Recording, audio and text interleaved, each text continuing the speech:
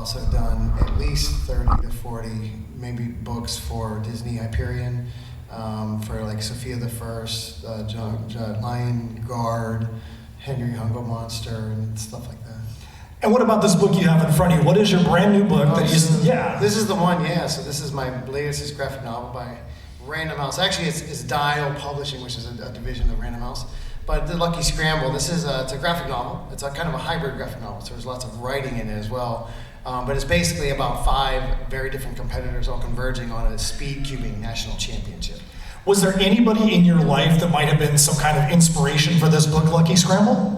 Yeah, my son. There's actually quite a story of how that even came to be, but I don't know if you want that right now. Oh, I think that we want to hear it, because I think this is pretty amazing, because we knew your son as the sitting there at his booth just doing his stuff and like amazing with the cube, and then... Yeah, so, I think when I tell people how I'm even at a very high end, right? You guys hear somehow movie deals and book deals and things get made sometimes, or at least initially started on like these flukish meetups or whatever. That's kind of what happened for me. So I was at the ALA, the American Library Association annual thing, which is huge in the book world, or it used to be at least. And this is about 2019. And I had my latest book. It was called I Am Not a Fish. It's a picture book. So you go and you like sign hundreds of books and stuff. And my editor, from that was there. But I have my agent. My agent, Dan Lazar, is a pretty serious business agent and has huge clients. So anyway, so he barely had time to meet with me. And so I was like, look, I just come meet with me for like 5 minutes. I just drove here, and he's like, okay, I'll meet you outside.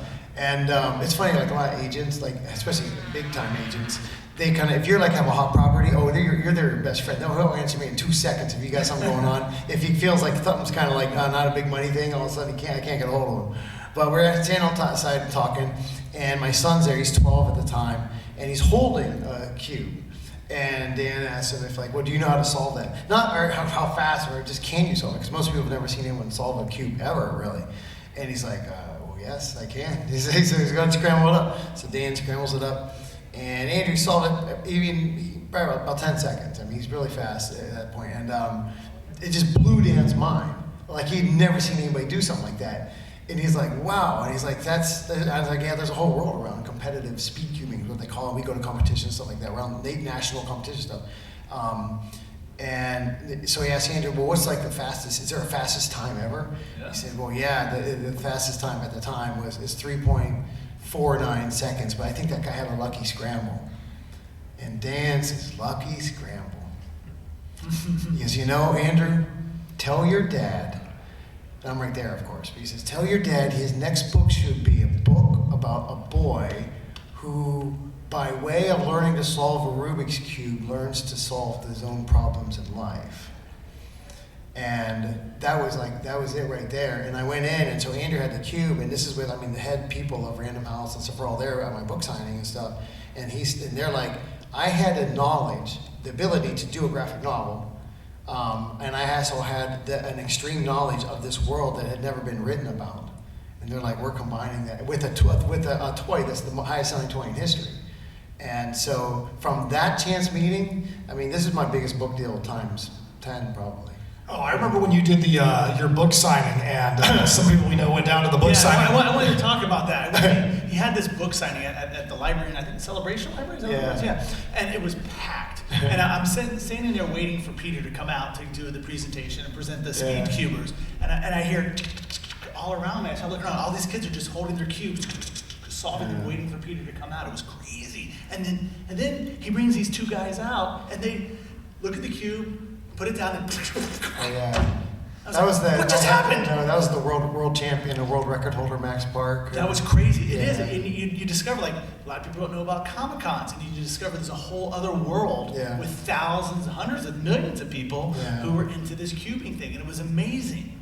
So Peter, I'm gonna take what you just said about this and try to flip it into the topic of the panel. Yeah. How long did it take you from the time that they brought this idea to you for you to start jotting down notes about this book? God, dude, the journey it took from that. I initially had that concept is like Karate Kid meets cubing, which totally fell flat because Karate Kid, you have real stakes where you can get beat up, but nobody is going to bully you because you can cube or can't cube. In fact, you get bullied because you can't cube.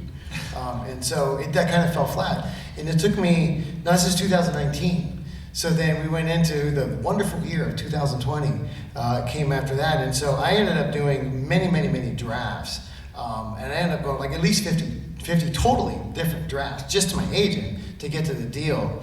And the kind of pressure I was under to do that, I could tell you, like actually, so at the time in 2020, ironically, we were going to buy our house, right? And for me as an artist, it's very difficult to kind of not prove your income, but prove your future income, right? Because you, as an artist, like I don't have like a job, so to say. Doesn't matter how much you make, you can't prove it, right? And so I literally needed, after a year or so, 50 some drafts, I needed to land a contract book deal just to buy my house. Wow. And I had about a month to do it, and I did it. So I want you to take some thoughts from what Peter just said. He got the concept from his agent, and he started working it immediately, and working it, and working it, and working it. And I'm sure that there were some points in there where you might have been frustrated or discouraged because you went through so many drafts. People are so sick of hearing. My son, they're like, well, I got another draft. It got to the point where this is basically, there are all 5 competitors around. I had all kinds of stuff. At one point, you even took place in space. I mean, where it was just like, in the near, I didn't even know what, I was just too many. I was just going to think, and what happened was one day I was watching Best in Show. I saw this thing on Parker Posey, and I love this movie called Best in Show, where there's like this mockumentary of these dog people all converging on this national dog championship. And I realized it has almost nothing to do with the dogs. It has everything to do with the characters. And I was like, I'm going to do that with cubes. And once I had that, and I had that log line, I literally had about like a 1-pager. And my agent, after 50 drafts of like 2, 3, like multiple pages, he's like, that's something. We sent it to my editor, who I have 5 books with right now, so she's waiting for it. They're all waiting for me to do it. And off of 1 paragraph, they said, yes, I'll take it to publisher. And I got basically a book deal off of basically 1 page and a couple drawings. So I think the key to take from that, for anybody that's wanting to write, anybody that's wanting to create, is don't just keep it up here and go, I'm just going to think about this thing until I have the perfect story. And the only time I'm actually going to put pen to paper or go type something is when I have it exactly right. You will never get it exactly right until you are just taking every note. For me, one of the things I feel like Google needs to be paying me a promo rate, because I push and preach Google Docs and Google Sheets. I've got Google Sheets open on my phone right now. I've got it open on my computer. The stuff that we do, the reason why Steph isn't here, Steph is in California. Our art teams that we work with right now, we have one art team in India, we have an art team in Brazil. Just got some stuff back this morning before we came to the con for an anthology we're doing with an artist from Romania. And every single one of those people, the script that they're dealing with is written in Google Sheets, because it's an open document that everybody can open at the same time. Everybody can be in there doing what needs to get done in there. And most important for somebody that's trying to write, you could be sitting at dinner and you could be like, oh crap, I've got a really cool idea for that thing that I'm working on. Hold on for a second, guys. Okay, cool, I've got that idea jotted down. I guarantee that you have been out somewhere and you've said to yourself, you know, when I get home, I'm gonna jot that thing down. And I guarantee every single one of us has not jotted that thing down when you've gotten home, right? So you wanna make sure that you've got a way to write that right then, because you never know what that might turn into. You never know what that might be. That might be the thing that becomes Lucky Scramble. What about you, Martin? How do you handle when you've got ideas and things that you want to get out of your head and get into some kind of written form? Real quick, before I jump into that, when you get the movie option, the sequel needs to be Lucky Scramble in space. That just sounds incredible. It's Lucky Scramble 2 Electric Boogaloo. Get out of here, man. I got a weird, I'm different than most other creators. I've got this ability to remember almost everything. I got one of those kind of memories. So I have just file cabinets in my head. I don't do a lot on paper, which is frustrating to my creative director, Zach, who tried to get me to use the Google Docs thing and co-write with him. And I got so frustrated, I just copied and pasted everything onto my Mac, and I'm just working on there, and I'll put it back in the Google Docs for him later. I do sort a lot in my head. I'm a Mac guy, so I use my phone a lot with the Reminders app and the Notes app, and you can tie all that together. So similar to Matt, if I need to jot something down, I'll use Notes on my iPhone, and then that syncs to my Mac, so it's waiting when I get home. But I'm more up in my head than most people. It's just how my brain works. I know that doesn't help anybody. Well, I want to add that I do also use, like, I don't use the Google stuff like at all, because I'm my own. I don't work with anybody. Right? It's just me. But I use my phone a lot. Me too. I said that Third Grade Mermaid series. So this is basically a chapter book. It's 200 pages, but it's like a chapter book, and so it has a lot of short sentences, short pages, and stuff like that. But I will often use the Notes app a lot, and because I can talk faster than I can write, I'll say the things out, or I'll just talk it out loud, And it's endless where you can do like, well, it's about this thing, and then the mom comes in, and and I use that Notes app quite a lot. 100%. I was in line at the Flight of Passage thing at Disney. It was a 3-hour wait. I actually wrote an entire comment. I'm walking through the line, page 2. The train comes into the scene, and so I actually do very much the same thing. Yeah. Especially, and you find yourself at time to kill, like waiting in line at Disney World. So I've wrote a whole comic in line at Flight of Passage. Yeah. So one of the things that Peter said about the different drafts and all that, I've got 2 of our stories up here, Misfits Clubhouse and Heirs of Isildur. So Misfits Clubhouse, as you see, this is actually a Peter Raymundo cover for Misfits Clubhouse. So that's actually his work on there. So yay for us. So Misfits Clubhouse, most of the stuff that we write is more fantasy oriented. We have an apocalyptic sci-fi story set in a steampunk world, medieval fantasy, Far East fantasy. And a good friend of ours, Richard Rivera, he's like, you know what, you guys have got fun, silly personalities, and I'm going to challenge you guys to do something that's going to be more in that realm. All ages, fun, just be silly. And we're like, cool, we got the right idea for you. And we started working it, and we spent probably 1 or 2 months working an angle. And we went back and talked to him, and the angle that we had been working for 1 or 2 months absolutely positively did not work. It just was not where we wanted it to be. And we got off the call with him, and Steph and I were like, you know what? Let's completely scrap that. We'll take that idea. We're not going to delete it, but let's just try something completely different. We have all these ideas that she and I had shot and jotted down over the years, and we're like, okay, let's go back. This one here, that one looks kind of cool. And boom, we went straight to that one. We had the entire concept for how we were going to do it. Next day, we presented it to Richard, and he's like, yep, that's the one, we're going with that. But if we didn't jot that idea down that we had, probably years ago, if we didn't jot that down at the time that we had it, we wouldn't have had that to go back to in our Google Sheets to be able to go look at. So kind of in the same note that you said, where sometimes you just kind of have to work through something, that initial thought that you have may not be the thing that works. Well, I think Disney Imagineering used to, not these days, but used to have the slogan, there's no bad ideas. So just whatever idea. They have bad ideas now. Oh, totally. But it used to be just save everything, because we might come back to it in 10 years. Actually, my next book that comes out in October is a picture book called Moby Duck. And I actually had that title for about almost 10 years. And when they bought, and I just didn't have a story. They went round and round with all kinds of garbage stories. But it's a picture book now. I didn't know what it was going to be, but now I know now it's coming out, so it's done. It's a picture book. But that title, when I got the book deal with this, because it's my editor who also did my other picture books, we're like, we want a deal. We want this Lucky Scramble, and we want to buy that title as well. We'll make a book. Wow. So, and I had that title for 10 years. And they're like, so I literally had that book deal from that title alone. So that can be done. So then our other title, Heirs of Isildur, I'll tell you an interesting story about that. I had been working on that for quite a while before Steph and I even met and started, pooling our resources and working together. And I already had basically the first arc of that written, an illustrated novel, and I knew where I wanted to go, or so I thought, in the arc that we're working on now, The Perilous Prospects.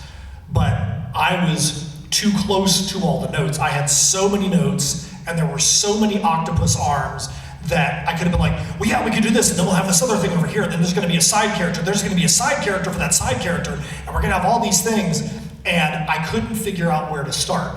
And I had all these notes, and it was just digitally just like this giant, just garbage dump of notes and notes and notes, and I just was like, Steph, take a look at this stuff. What speaks to you? Because everything is speaking to me, but there's no way for me to make it where it's going to make cohesive sense to everybody else. And let her take a look at all those notes. And she was like, okay, this thing here is really cool. This thing here, there's no way we want to put that into the story. And this one here, I don't think we want to do that. And we kind of started sifting through the things that spoke to another person that wasn't the lead writer, and that helped us get to a point where we knew exactly where we wanted to take the arc. So again, if all those things were stuck here and they weren't there, there's no way I could have shared them with somebody in a way that was cohesive for them to be able to kind of help maneuver the boat, so to speak. Well, that's similar to The Good, the Bad, and the Prehistoric, our dinosaur and cowboy book. We had wrapped up everything. We had nothing new to do, and I said to my buddy Zach, well, what are we going to come up with? And he's like, well, let's mush two ideas together. We talked about, space, this guy, and he came across, let's do dinosaurs and cowboys. Like, all right. And for the longest time, the book was called Dinosaurs and Cowboys while we were developing it. But we started off, we said, let's do something that's in that, again, Disney, I'm a big fan, in that 1970s, like post-Walt, pre-Eisner Disney era where they were just doing crazy ideas like Black Cauldron and stuff. And so we wanted to do it in the kind of Don Bluth style of art. So it kind of has an animated look, like a Don Bluth look. And we wanted to tell kind of a wacky story that Disney would have come up with. But as we were, again, working through the story, we're like, it's so bizarre and weird, people are going to have a hard time swallowing it. So we came up with the idea of having this wraparound where it's just a paleontologist who's telling his son this story. So then once we set that up, we have this unreliable narrator, so anything can happen in the book, and it does. And so it's one of those things where it develops, again, it was just dinosaurs and cowboys, and it just kind of spiraled and developed from there. And we didn't even have a title until we were done with the first issue. And I don't know, I was watching Clint Eastwood like, The Good, the Bad, and the Prehistoric. And like, then we'll have the sequel, A Fistful of Dinos, and go from there. So yeah, it's one of those, we didn't have the title at all, even character names, until we were almost done with the first issue.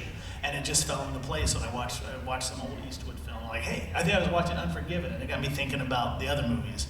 But anyways, yeah, that was the path to develop that. And you start here, or you start with a title, Moby Duck, and then the story finds itself. So the next point I have is actually going to be something that's going to be able to play right back to what Peter's doing at his table all the time at a con. So one of the things that we always want to make sure to impart to people that are trying to get into content creation in any way is don't feel like the first thing you do has to be your magnum opus. Don't feel like you're like, I've got to have the very first thing I do be this amazing thing that's going to change the industry, and it's going to be 500 pages long, and it's going to be this thing that the entire world is going to just change based on my release of this book. Because most likely that's not what's going to happen. I would say it's okay to have that thing, but you need to be able to prove to yourself that you can finish something. If it's a 4-page story, if it's an 8-page story, it's going to help you out to be able to write something very, very small and very short and be able to say, this thing is done. How does this relate to Peter Raymundo? If you've ever been to his table, this man is cranking out drawing after drawing after drawing for people. And if he was like, this is going to be my best drawing ever, this is going to be the drawing that is going to change the entire world of art, I have to make sure every single pencil line is exactly as it should be, so that way this can be painted on the Sistine Chapel ceiling. I guarantee you he would never make it through. He has to tell himself, and I'm not trying to put words in your mouth, but you have to get yourself in a mindset. I'm doing a sketch. It's okay for this thing to be done at this specific level. You want to say that? I don't know about that. Peter's amazing. Yeah.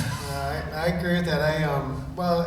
It's a little bit. It's almost like a magic trick what I'm able to do, but because I'm just so practiced at it, that's the main thing. But you're right though about just like, so that's, you see my drawings, right? They look like animator drawings. Well, they are animator drawings, but like they look like animation drawings because they look appealing and everything, but like people like to see, and I like to see, like the main thing is those construction drawings. They're not pretend. Like when I teach kids at all, they almost feel like it's like they'll do like, okay, here's a circle and there's like the eye line and stuff, and then they're drawing the eyes like totally somewhere else.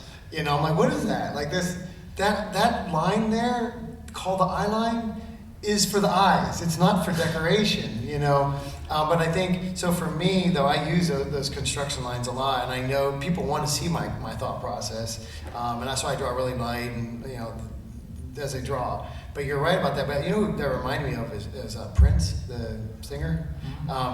He would crank through, if you know much about him, he would do, often, they'd practice it a little bit, like the recording was like the first take, often like When Doves Cry, like the whole Purple Rain, it was like mainly, those were the first takes, that's what's on the album. And whatever would be, of course he's such a master of it, but whatever little mistakes, whatever, he's like, he just wanted it raw and just get it out there and be like, that's it, that's the song. I mean, how much better are you gonna make it after you already got it? And it's not, maybe that's not everyone's approach, but that was his, and he was very successful with it. But you're right about the sketches. There's that phrase, you know, don't let the great get in the way of the good, like, you know. And so, but yeah, I agree with what you're saying. Like, yeah, even if it's a one page, I don't know, if you're in a position of like you haven't been published, right? Or you're not like you're trying to get into it. Yeah, like people come to me all the time right now, like, and your guys, like they show you their stuff. It's impressive to me if somebody can show me a complete thing. There was a graduate of Ringling came yesterday or the other day, and she had this comic book. I don't know if she showed you the Fire and Fury, the comic book. Yeah. So the big notebook too. Yeah, the notebook and stuff, and they're very competent stuff. You know, and I gave her the feedback. I didn't really like the cover, and I told her, like, look how good this interior is. And I didn't expect the interior to be this good with this cover. But she had a book, and it was colored. It was great. It was good. You know, and I was like, okay, this is your level, like you can do something with this. But like if you just kind of sometimes have, this other dude comes up to me yesterday, and he has like literally pages, like, I mean, just like as if he just threw them in from his suitcase or something. And he's like, can you look at this stuff? And I was like, no, basically, you know? Like, I mean, I'll look at one or two drawings, but they're just all over. It's handwritten, this stuff. I was like, you did not prepare. If you wanna like come and talk, people often will drive hours to talk to pros. Like, you know, I'll be at conventions like that. They're like, I drove 4 hours just to get a minute in the room with talking to someone and get advice from a pro.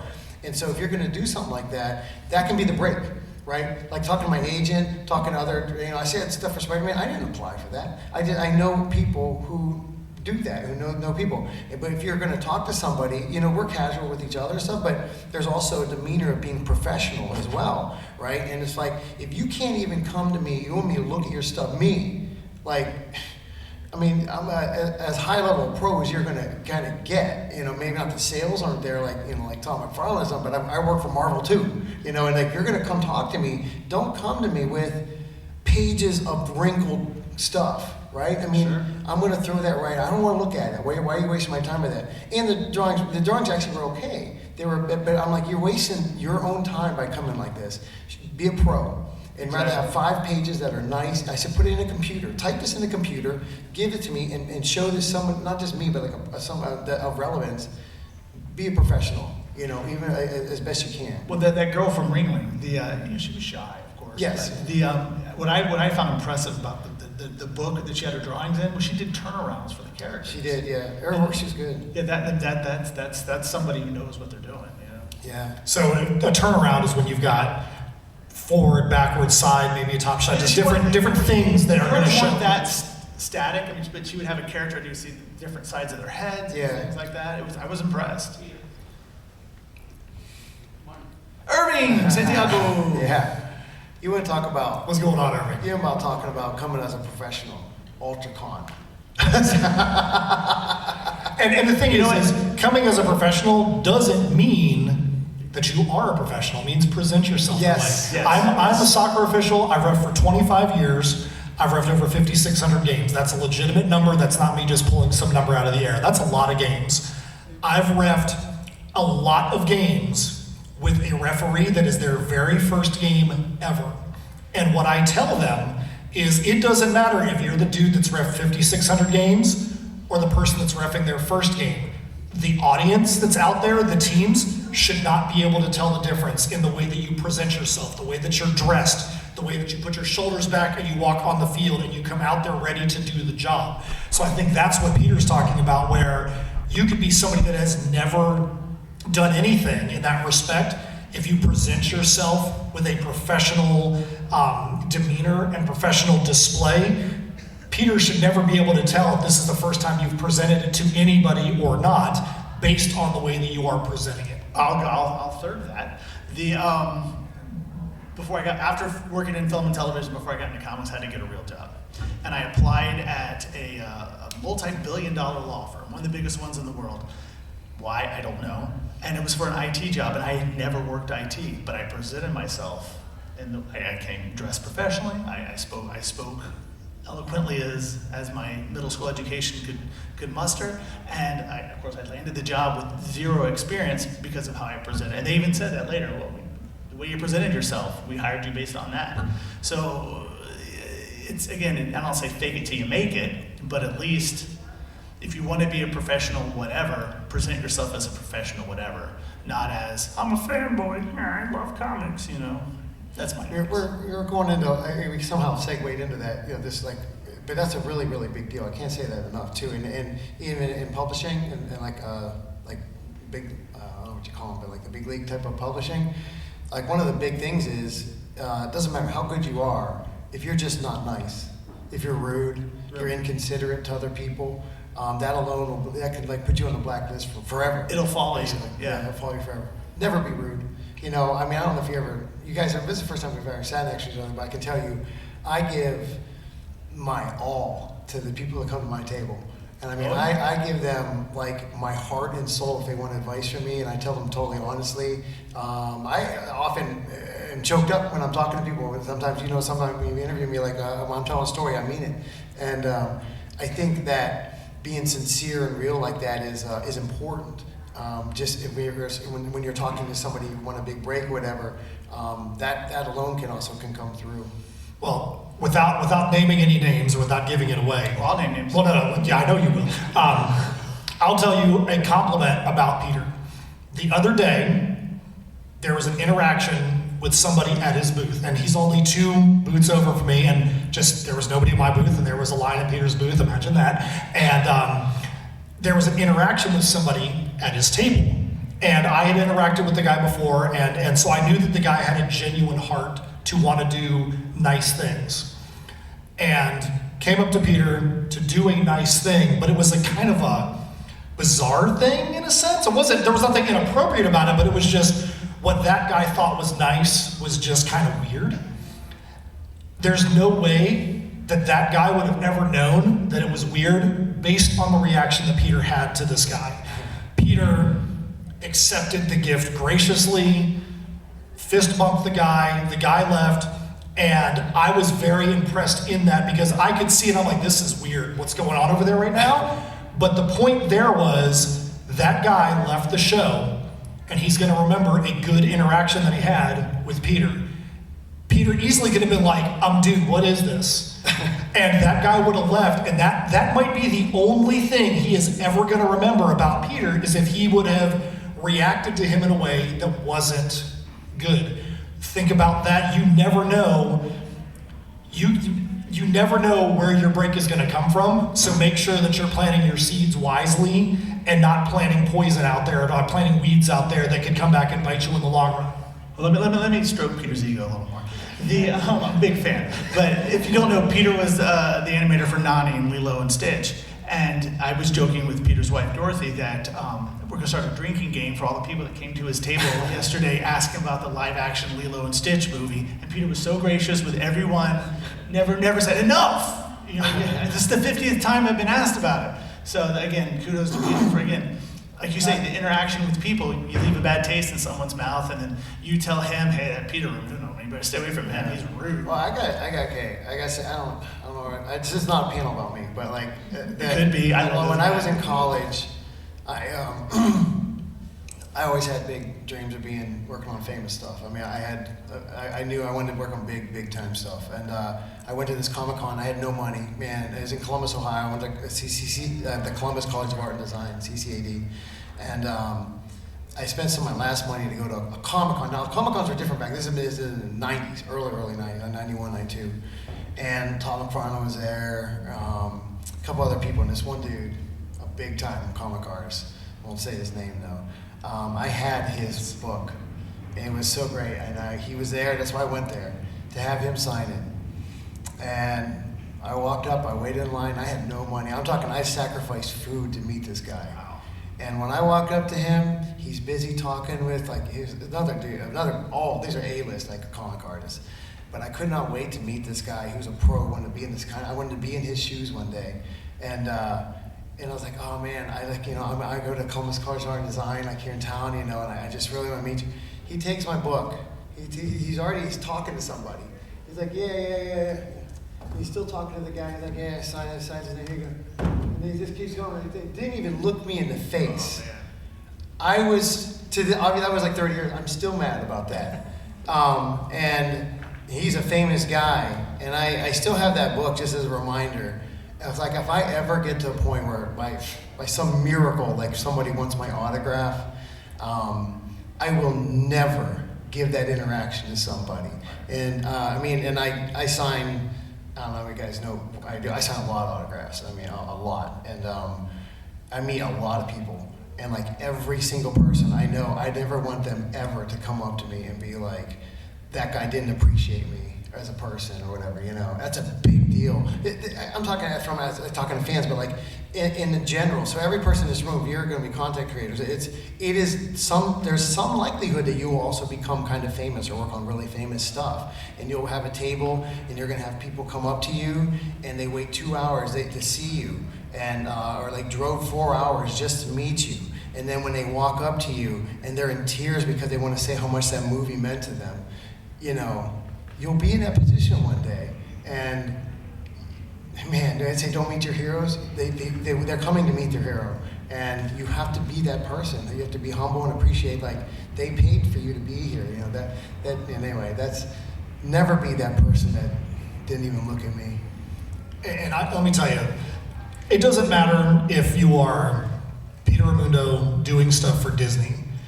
You can have an impact with your story on people, no matter what the level you're at. I'm going to tell you one of the wildest, craziest interactions that Steph and I have ever had with somebody when it comes to our stories.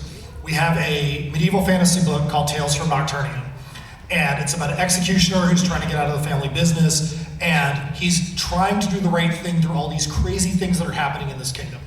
So, about a year ago, Steph sold a copy of it to a guy that came up to our table. The next time we did that same show, he came back and he was like, I've got to tell you how much this story has meant to me. And he's like, I am a war veteran and I teach classes with military veterans with PTSD. And he's like, I have literally used your book as a textbook in my classes with these people. And we're like, what? We're like, are you freaking kidding me? We're like, that's never in any way, that was never like, hey, we should write this medieval story about an executioner and maybe someday war veterans are going to be able to get over some of their war PTSD by looking at our book. Clearly that was never something that we intended on, but it was presented in a way that guy was able to do that, and that was so dang cool. And we're independently produced, we do stuff on our own, and that guy was moved by our book. You might have a 4-page story, an 8-page story, one issue, and you could have the same opportunity to have that same kind of impact with your story on those people. Just wanted to admit that, just was something I thought was really cool. I got a story. Martin, why don't you tell us your story? I was at Infinity Con, one of the first ones he did in Tallahassee. I think it was the first one in Tallahassee. And I was going on, more to Peter's point, I was going off to a panel. And you're being rushed off to a panel at the show, and this guy comes up and he wants me to autograph something. Like, yeah. And then he pulls out like the very first thing before I got nationally distributed, I published a lot of underground stuff, and he had like the first book I ever put out. I'm like, whoa, we're gonna start the panel without me. And I spent time with the guy because this guy was a true fan, and I didn't want to blow him off. And I'm assuming he's still a true fan because I signed his book and he's been supporting my Kickstarters and whatnot ever since. But again, if I did blow him off, maybe he wouldn't be supporting my Kickstarters. But the fact that he had my books, like, I gotta get this guy some real time here because he cared enough. He bought them years ago because they haven't been for sale in a decade. And it was just a nice moment. And it was one of those moments where if I had just rushed off to the panel, I might have lost probably my first fan, my real first fan. So before we continue, because as you can tell, the three of us are all good friends. And we could sit up here and we could just chew the fat like this for hours. But before we continue, do you guys have any questions or comments about things that you struggle with, things that specific advice that you want? Because we want to make sure that when you leave this room that you've got that information that you want. So does anybody have any questions, thoughts, anything like that? Go ahead and raise your hand. I Cece. do have a question actually. Did you say that you write your script in a spreadsheet? We literally write our scripts in Google Sheets. Is that a spreadsheet? Google Sheets it's basically Excel by Google. What the frick?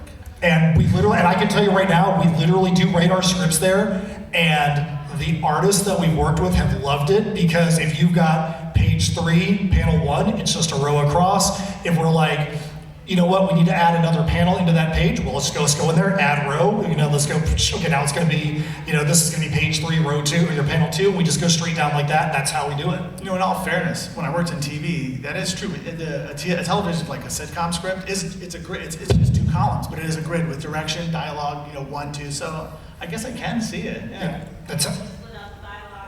Yep, the dialogue is split out, or we have like the dialogue in a different color.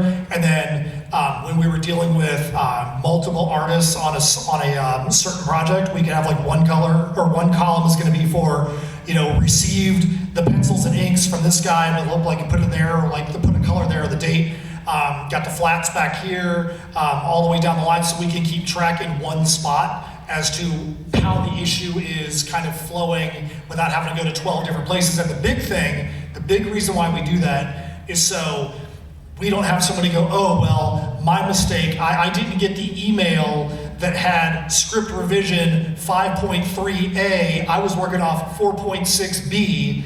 We just make the correction or make the adjustment in that shared spreadsheet that everybody's got open real time.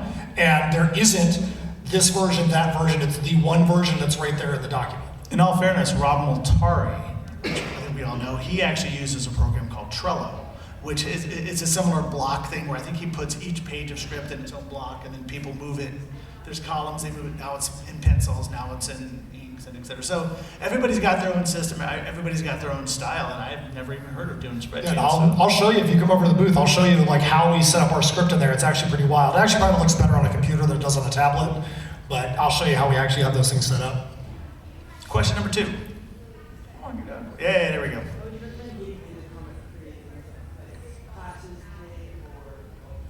Okay, so are you now? I have thoughts on that. Are you an artist? Are you a writer? Okay, so from an art perspective, Peter can probably comment more on that. I'll go to step B before we talk about step A. Once you feel like you've got something that is ready to go, I think the easiest way in this day and age, in this culture, is to go online and look for groups that are doing anthologies. There are tons of anthologies that are out there, and you can find a way to be able to get involved in an anthology that might be low impact. When I say that, it might be 1 page, it might be 4 pages. The person from Romania that I told you we just got the art back this morning, she's a young artist that's just trying to break in, and you can tell that she's improving with what she's doing. She's not at the level of our other artists, but that's a way for her to get in, because you might be able to commit to somebody on a 4 or 8 page script that is young and learning, but you're not going to commit to that person on an ongoing series. Really quick, Steph, when she broke into the industry, she was a writer that she wanted to write 1 and 2 page stories. That's what she wanted to do, was to write those little mini comics. And that one of her mini comics got picked up by a publisher, and as soon as she did this 2 page comic, because she's in California, they're like, hey, we're gonna have a setup at San Diego Comic-Con. Do you wanna come down and be at our thing at San Diego Comic-Con? Oh, we're gonna have panels at San Diego Comic-Con. Do you wanna sit on our panels at San Diego Comic-Con? So Steph legitimately had 2 pages published, and she was sitting on a panel at San Diego Comic-Con. She did that for a couple years in a row.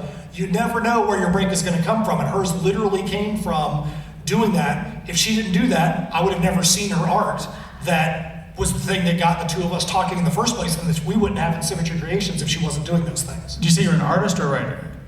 But I do art now, so like I like writing stories, like being inside. I want to write my own comics. Okay, here's my advice, and it's going to be unpopular. Matt's going to disagree with me because Matt's like, just do it, get it out there. Learn your craft. I buy so many independent comics that are near impossible to read. The art, sequential storytelling is a specific kind of art. If you can draw Spider-Man, that doesn't mean you can draw a Spider-Man comic. You have to learn sequential story. I mean, obviously Peter he learned at Disney, so I mean he's top tier. But as far as like storytelling, learn what a 3-act structure is. I read these comics and they just drone on because nobody knows where to end a story. Nobody understands what is a pleasant read for a reader versus what is, these are my ideas I wrote down, don't you like them? There is a publisher that is here in Jacksonville. They're not here right now. All they do is rewrite their Dungeons and Dragons campaigns as comics. They're impossible to read. They're not. It's like, yeah, this sounded really good when you were, 3 beers in at around the table. This does not play well for a reader's enjoyment. Learn your craft. And nowadays it's so easy with YouTube and whatnot. I paid a small fortune to learn how to write television and film scripts. You can do it now off the internet, but spend some time, learn how to do it. Matt's going to say, just put it out there, and that's advice. No, I don't. I do not. I disagree with your disagreement. I said I'm going to give you the part B thing because I think Peter, from an art perspective, if somebody was going to come up to you and say, what is something that when he leaves this room today, that he can go back to his house after you come up and see all 3 of us at our tables, right? Because you're going to do that. But after you do that, what is something that he could do tonight at his house to take a step to further himself in understanding art? Watch Milan. Yeah. What are you in college? I'm a senior in high school. In high school. Okay, so I would say this. I went to an art college, but I kind of recommend that, but I'm not sure. Like, it depends how good you are, right? I mean, like Rob Liefeld didn't go, right? And so it might not be 100% sure, but most people I know that became a pro did. And if you're going to go to art college, go to an A-list art college, a private art college. I went to CCAD because it was one of the top 4 or 5 schools, and Disney had recruited from there, and they only went to like 4 or 5 schools. Like Ringling in Florida here is probably good. The famous ones were like Cal Arts, Sheridan, RISD, probably SCAD. CCAD is also really good. It's in Ohio. But if you want to be an A-list person, you have to be amongst A-list people sometimes, And everybody is like, they're good in their school, right? I mean, and I don't want to get off track. I often talk about like greatness and being great a lot, and but that's kind of the thing that drove me was being, like you said, your craft was. People ask, like, is it hard? Because I'm a published author and illustrator. I have 9 books published that I wrote and illustrated as well. And they say, is it hard to get published? No, not if you're good. And is it hard to get hired at Disney? No, not if you're really good. Is it hard to get into the NBA? No, not if you're LeBron James, right? My thing is become LeBron James, right? And it's like, that's the thing you have to focus on most before you can focus on even like getting published or whatever, I think that, and so that said, that's grueling. And I can only speak for what worked for me, because not everyone does this, but like I am a work machine. I mean, I easily can crank out 100 to 200 drawings a day, easily. I mean, and I did that when I was in college. I did well over 30,000 drawings when I was in college. And so when I hear people, I work 40 hours a week on the weekend. Like literally on like Saturday and Sunday, Friday, Saturday, Sunday, I'll put 40 hours just on the weekend. So when I hear people like sometimes saying, oh, like I work 40 hours, it's like, that's my weekend. Then I start working during the week. I mean, it's easy for me to put 100 hours in every single week ever. When I was at Disney, I never took a vacation in 10 years. Even you get vacation time, they force you to not be there on Christmas time. But like, people who are just a work machine, and that's all you think about is the craft, is greatness, and being great, and being not good, not okay, but great. And you can crank out drawing after drawing, and you're constantly soaking in, like, how do you get better? How do you get better? and not being told that you're great. You want to be told, how can you get better? Those people make it. Those people make it. I know that sounds kind of abstract, but the people who, that was my main advice is for you to have that mindset, because I can tell you draw, it's all online, how to draw what you see, draw perspective, all that stuff is kind of out there, but what I think is not, is kind of said, but it's the mindset of become so good, you're undeniable. That's what you have to become, and that's the bar, because if you can reach that bar, you will make it, period. No one will stop you. The only person that's limiting you is possibly you, right? I'm not saying you are, but that's my advice. Is like, don't set the bar low. Set the bar so high you're not sure if you can do it. Well, that's what I learned when I was at the Art Institute. You talk about surrounding yourself with people. Everybody was like, this degree's kind of shaky, but look at what we have here. Look at all this talent that we're together. We're pushing at each other to do better. Surround yourself with people who are better than you, and you will rise to them. If you surround yourself with people lower than you, you'll slide back down to their level. That's my advice. Yeah. And one of the things that Martin and I even just talked about this morning is go online, go look for those people that are, look at anatomy. Maybe today I'm just going to study how to do faces, how to do positioning, things like that. How can I do it right? Once you know how to do it right, then you can start trying to put your own spin on it. Far too many artists want to mask terrible anatomy. Oh, we talked about this morning. Yeah, that's what I'm saying. Far too many artists want to try to mask terrible anatomy with, well, that's my style. Yeah. And you're like, well, listen, that might be your style, but your style doesn't work if the eyeball that's closer in perspective is smaller than the eyeball that is in the back. No, that just doesn't make any sense unless you're writing a scene where somebody's drunk and they're seeing stuff all crazy. Know how to do it right so that you can put your own style to it, because that's going to speak a lot more to somebody like myself or Martin that might be bringing an artist in that we can see you can do the thing right. I gotta tell the story. I'm New York Comic Con. I'm doing portfolio reviews. I've seen like 100 portfolios, and 90% of them all have the same problem. It's bad anatomy. And I had this guy bring the book up, and he's like, hey, this is good. The perspective's good, but his midsection is too long. He's got too many abs. He's got more vertebrae than a human has.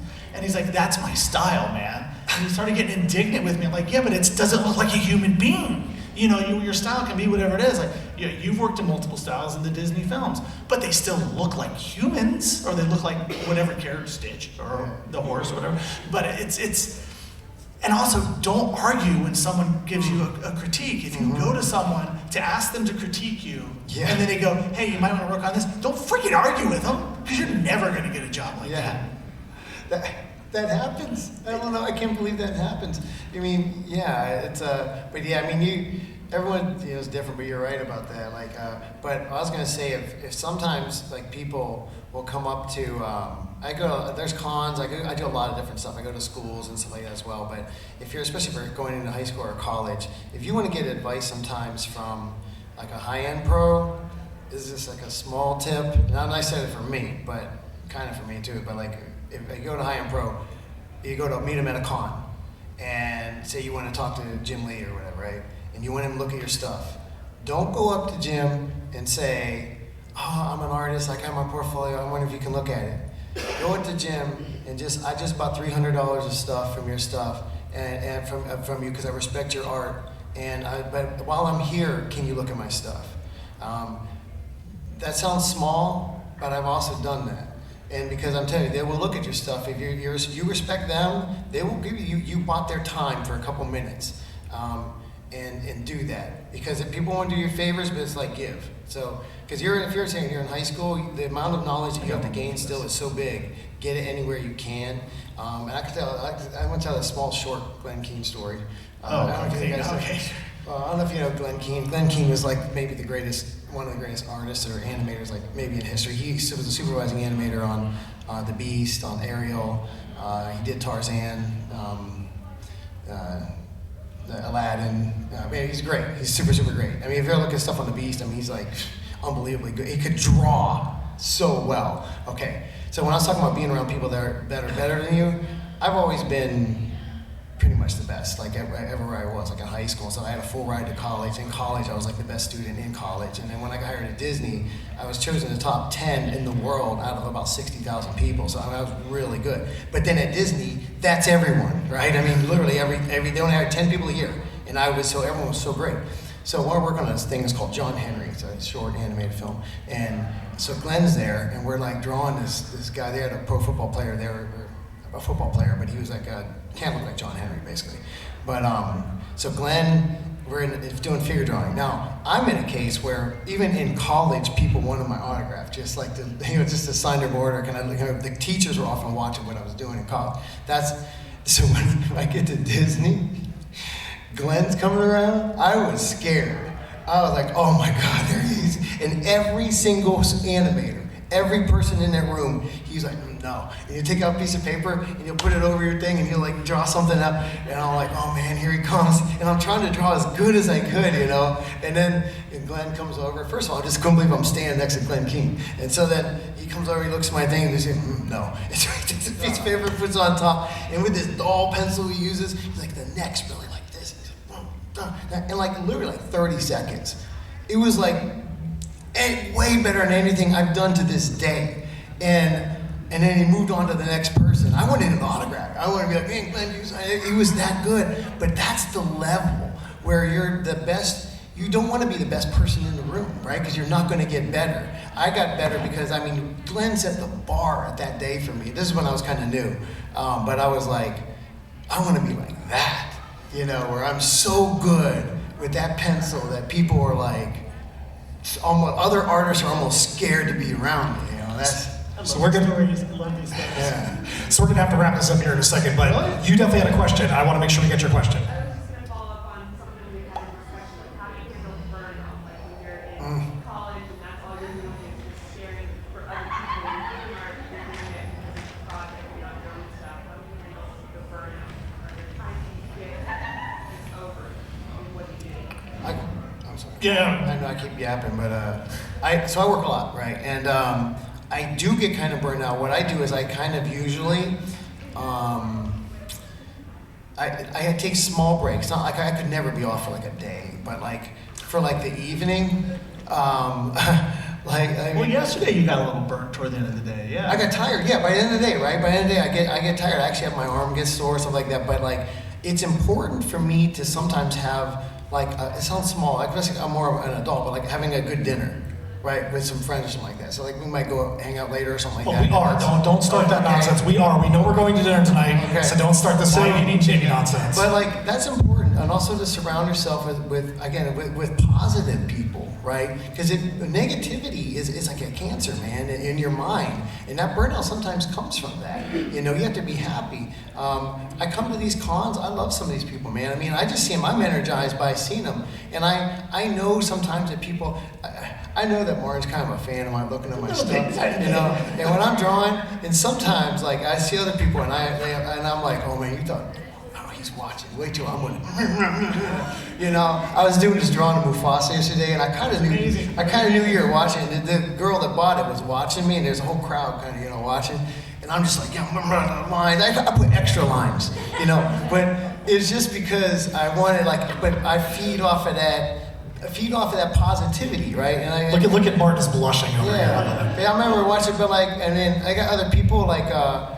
A good friends of mine are in the front here from UltraCon, and they're positive. Just when I meet other people, like they're so positive. They and like I know when you create a culture. If people are organizers of cons too, just like having your friends, you have to be around positive people, positive who push you further, who are going to give you good advice. Because you can get burned out. But I think if you're around the right people, that's a big deal. I met my wife on Mulan, and we're still married. And that I can tell you, a good relationship, maybe you're probably too young for that type of thing, but a relationship, whether your friendship, your marriage, your relationships can make or break your life, literally. And what you're going to do. And so have the right friends, positive friends that are like, they support you and they hold you accountable to be at a high level.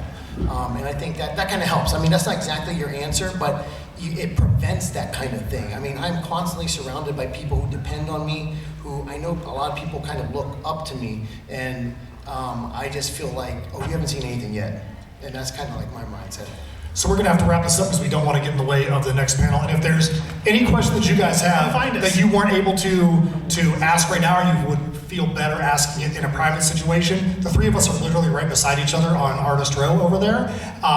So real quick before we get out of here, so Martin, tell them really quick where they can find you and where they can find Cosmic Times. CosmicTimes.net. I couldn't get the .com. Somebody has it. They won't sell it to me. So CosmicTimes.net. All of my social media is there. I'm on everything. Everything but Blue Sky. So in Signature Creations for me, we have a Kickstarter coming out on Tuesday. We'd love for you guys to go up and be a part of Misfits Clubhouse, all the shenanigans so far. If you haven't seen the promo video for it, we had a lot of fun doing it. I have it at the table. I'll show it to you for absolutely nothing. And then what about you, my man? Where can they find you? Well, I have, my books are everywhere. But like, you can come on my site. Raymundo Arts is my website. I don't update it that much. But I do this actually on the side, but like mainly just look up Peter Raymundo. I'm pretty easy to find. But I wanted to say, like, there's two people that answered or asked some questions. I also did the show poster. I don't know if you guys knew that or not. You may have gotten this thing. But for the two people, it's usually $30 for my signing this. Come up here and I'll sign it for free. Ooh, dang. Oh, yeah. Well, let's get out of here. All right, good. So thank you guys for joining us, and we hope you guys have fun in the next panel. Hope you guys will come see us over the tables. Thanks a lot.